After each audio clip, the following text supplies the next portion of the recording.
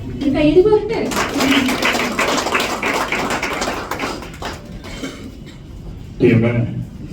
എല്ലാവർക്കും നമസ്കാരം. വളരെ സന്തോഷം. തൃശ്ശൂർ എപ്പോഴും വരുന്ന സ്ഥലമാണ് അല്ലേ? അപ്പൊ തൃശ്ശൂരിൽ ഇന്ന് വന്നേക്കും സാധാരണ വരുന്ന ഉദ്ഘാടനത്തിനും മറ്റുള്ള പരിപാടിക്കൊക്കെയാണ്. ഇന്ന് നമ്മുടെ സുഹൃത്തിന്റെ സിനിമയുടെ പൂജയൊക്കെ വന്നേക്കണം. ഒരു കാര്യം മറന്നു കഴിഞ്ഞാൽ ഒരാളുടെ പേര് ഞാൻ പഠിച്ചു വെച്ചേ, ദക്ഷൻ സാർ. എന്തെന്ന് പറഞ്ഞു കഴിഞ്ഞാൽ പിന്നെ മറക്കൂല. പുള്ളിയാണ് അതിഥി. ഞാൻ പുള്ളിനെ ഇവിടെ വന്നപ്പോൾ ആദ്യമായിട്ട് തന്നെ പുള്ളിക്ക് വേണ്ടിയാണ് നമ്മളിത് വെയിറ്റ് ചെയ്തത്. വളരെ സന്തോഷം. പിന്നെ സിനിമ ഞാൻ അങ്ങനെ അധികം ഇപ്പൊ ചെയ്യാറില്ല. ഞാൻ 9 വർഷം മുമ്പാണെങ്കിൽ ഞാനില്ലാത്ത സിനിമയിലായിരുന്നു. എല്ലാ സിനിമയിലും തല്ലുള്ളി ഒരു ഗുണ്ട ഉണ്ടാവും. എനിക്ക് തോന്നുന്നത് 100 മേലില് സിനിമകളിൽ ഗുണ്ടയായിട്ട് ആദ്യകാലങ്ങളിൽ അഭിനയിച്ചിട്ടുണ്ട്. അതെനിക്കും എന്റെ നാട്ടുകാർക്കും എന്റെ കൂട്ടുകാർക്കും മാത്രം അറിയാമുള്ളൂ സിനിമയിലാണുണ്ടെന്ന്. അങ്ങനെ മിഞ്ഞിപ്പോണ വേഷമൊക്കെ ആയിക്കോളൂ. അങ്ങനെ വർക്കൊക്കെ അറിയാലോ. ടൈലിനോണിയൊക്കെ ഇരുന്ന സമയത്ത് ഞാൻ ഈ പൂജ കാണുമ്പോഴൊക്കെ ഞാൻ നിങ്ങളോട് പറയണമെന്നുണ്ടെങ്കിൽ ഒരു 9 വർഷം മുമ്പാണെങ്കിൽ എറണാകുളത്ത് എവിടെ പൂജ നടന്നാലും ടൈൽസിന്റെ പണിയുണ്ടോ അന്ന് പണിക്ക് പോകില്ല, പൂജക്ക് പോകുള്ളൂ. എന്നെ വിളിച്ചില്ലെങ്കിൽ ഞാൻ പോകും. ഞാനിതൊരു കസേരയിൽ വരുന്നില്ല. പൂജക്ക് വേണ്ടി ഏറ്റവും വേഗം വഴി നിൽക്കുള്ളൂ. പേടിയാണ് അതിരിക്കാൻ. ഞാനെപ്പോഴും നിങ്ങൾക്ക് വേണ്ടിയാണ് സംസാരിക്കുന്നത്. കാരണം ഞാൻ അന്ന് പൂജക്ക് പോയപ്പോ എന്നെ പോലെ തന്നെ ഒരുപാട് പേര് ഞാൻ ചോദിക്കാൻ വേണ്ടി വരുവായിരുന്നു. ഇതുപോലെ ഇടയിൽ ആരും അറിയാത്ത രീതിയിൽ കസേരയിൽ ഇരിക്കുവാണ്. പിന്നീട് പൂജ നടന്ന ശേഷം അതുപോലെ ഡയറക്ടർമാരോട് ചാൻസ് ചോദിക്കും. കൊച്ചു ചാൻസുകൾ ഡയലോഗ് ഇല്ലാതെ കിട്ടും. അതിൽ നിന്ന് നമ്മൾ പെർഫോമൻസ് വർദ്ധിപ്പിച്ചിട്ടാണ് ഇപ്പൊ നിങ്ങൾ സിനിമ കാണുമ്പോ ഒരുപാട് നായകന്മാരെ കാണുന്നത്. ലുക്മാൻ ലുക്കു, സുദീഖോപ്പ, അങ്ങനെ നമ്മൾ എണ്ണം പറയാനാണെങ്കിൽ 10-20ഓളം ആർട്ടിസ്റ്റുകൾ ഇതുപോലെ പൂജയിൽ വന്ന് ചാൻസ് ചോദിച്ച് ഒരുപാട് ട്രാവൽ ചെയ്ത് ഒരുപാട് ഓഡിഷനൊക്കെ അറ്റൻഡ് ചെയ്ത ആണ് താരമായേക്കുന്നത്. പെണ്ണുങ്ങളായാലും ആണുങ്ങളായാലും. അപ്പൊ നിങ്ങളിപ്പോ ഇന്ന് പൂജക്ക് വന്നിരുന്ന എല്ലാം സിനിമ ഇഷ്ടപ്പെടുന്ന ആൾക്കാരാണ്. സിനിമയിൽ അഭിനയിക്കാനും ടെക്നീഷ്യൻ സൈഡിലൊക്കെ വർക്ക് ഇഷ്ടപ്പെടുന്ന ആൾക്കാരാണ്. അപ്പോ ഞാൻ ഏറ്റവും ബാക്കിൽ നിന്ന ആള് പിന്നീട് അവിടുത്തെ കസേരയിൽ നിന്ന് പിന്നെ അവിടെ ഗസ്റ്റായിട്ടാണ് ഇപ്പൊ 10 വർഷമായിട്ട് വരുന്നത്. ഇപ്പൊ ഞാൻ എന്റെ കഴിവുകൊണ്ടല്ല, എൻ്റെ ഒരു പ്രയത്നമാണ്. ഇപ്പൊ എന്തൊരു കാര്യത്തിലും പ്രയത്നം ഉണ്ടെങ്കിൽ നമുക്ക് എന്തും അല്ലെ.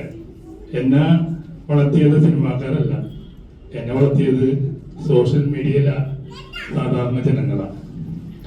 അപ്പോൾ വളരെ സന്തോഷം. സിനിമകൾ ചെയ്യാൻ ഭയങ്കര കുറവാണ്. സിനിമ എന്നെ പോലത്തെ ആൾക്ക് ഇപ്പോഴും ചാൻസ് ചോദിച്ചാൽ മാത്രമേ സിനിമയുള്ളൂ. അറിയാലോ, സിനിമയിൽ എന്തെങ്കിലും വലിയൊരു ക്യാരക്ടർ ബ്രേക്ക് ചെയ്താൽ മാത്രമാണ് നമുക്ക് സിനിമാക്കാർക്ക് നമ്മുടെ ആവശ്യം ഉണ്ടാവുള്ളൂ. അത്രത്തോളം കാലം മമ്മൂക്ക പോലൊന്നുമില്ല. നമ്മളെപ്പോഴും വിളിച്ചിരിക്കണം. മമ്മൂക്ക പോലും വിളിക്കണം നല്ല വലിയ ഡയറക്ടർമാരെയൊക്കെ. ഞാൻ ചെയ്യാത്തതും അത് തന്നെയാണ്. ഡയറക്ടർമാരെയൊക്കെ ഒന്നും വിളിക്കാറില്ല. സിനിമകൾ ചെയ്യുന്നത് കുറവാണ്. എന്റെ കൂട്ടുകാരനാണ് ഈ സിനിമ ചെയ്യുന്നത്. ഹുസൈന റോണി, കള്ളന്മാരുടെ വീട് എന്നുള്ള സിനിമ ഞാൻ ഒരുമിച്ച് ചെയ്തതാണ്. ആ സിനിമ ചെയ്തതിനു ശേഷം ഭയങ്കരമായിട്ട് വൈറലായി, ഭയങ്കര വിവാദത്തിലേക്കായ സിനിമ. ആ സിനിമ റിലീസ് ആയ അത്രയും പ്രമോഷൻ കിട്ടൂലായിരുന്നു അദ്ദേഹത്തിന്. അദ്ദേഹത്തിന്റെ പേര് സിനിമ ഇൻഡസ്ട്രിയിൽ എല്ലാവർക്കും തന്നെ അറിയാം, ഡയറക്ടർ എന്ന. അപ്പൊ ഞാന് പുള്ളിയുടെ ആ സിനിമ തുടങ്ങിയ അന്ന് തുടങ്ങിയ സിനിമ 3 വർഷമായി. ഇപ്പോഴും പുള്ളിയുടെ ഒരു ഫ്രണ്ടാണ്. ആ കട്ടപ്പനയിൽ കൃത്യക്കുറിച്ചുള്ള ഡയലോഗ് പറയുന്നുണ്ട്, ഞാനീ ഗുണ്ടാവശ്യങ്ങൾക്ക് നിർത്തണേട്ട. എനിക്ക് തമിഴിലൊരു വേഷം കിട്ടിയിട്ടുണ്ട് ജില്ലാ കളക്ടറായിട്ട്. അരവിന്ദ സ്വാമിക്ക് വെച്ചിട്ട് വേഷമാണ്. അങ്ങനെ പറഞ്ഞിട്ടുണ്ട് അതിന് കട്ടപ്പനയില്. അരവിന്ദ സ്വാമിക്ക് വെച്ചിട്ട് വേഷമല്ലെങ്കിലും ജില്ലാ കളക്ടറായിട്ടല്ലെങ്കിലും ഞാൻ ഇതിലൊരു വേഷം ചെയ്യുന്നുണ്ട്.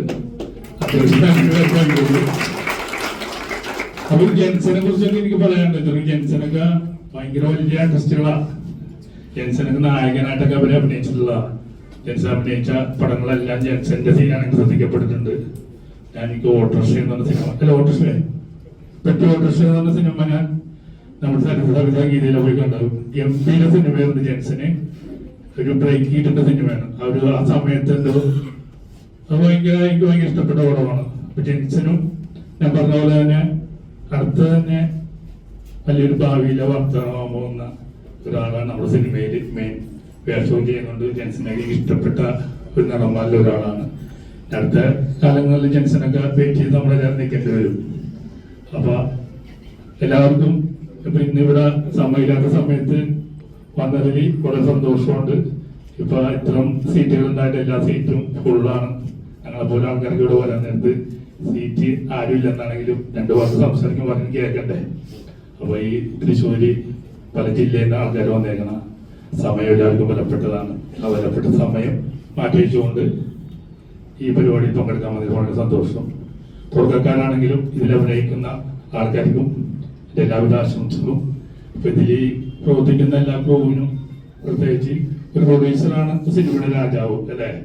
പ്രൊഡ്യൂസർ ഉണ്ടെങ്കിൽ ആ സിനിമയുള്ളൂ. പ്രൊഡ്യൂസർ വിചാരിച്ച ഷൂട്ടിങ് പോലെ നിർത്താം. അപ്പൊ ഞാൻ മനസ്സിലാക്കിയത് നമ്മുടെ സിനിമയിലെ ഏറ്റവും വലിയ രാജാവാണെന്ന് വെച്ച് കഴിഞ്ഞാൽ പ്രൊഡ്യൂസറാണ്. പ്രൊഡ്യൂസറെ എന്റെ ഡയറക്ടറുള്ളൂ, എഴുത്തുകാരുള്ളൂ, നടന്മാരുള്ളൂ. പ്രൊഡ്യൂസറിനെ ഞാൻ മാനിക്കുന്നു. നല്ലൊരു പ്രൊഡ്യൂസർ ഈ സിനിമയിൽ കിട്ടട്ടെ, സിനിമ തിയേറ്ററിൽ എത്തിക്കട്ടെ, എല്ലാവർക്കും കാണാൻ പറ്റട്ടെ.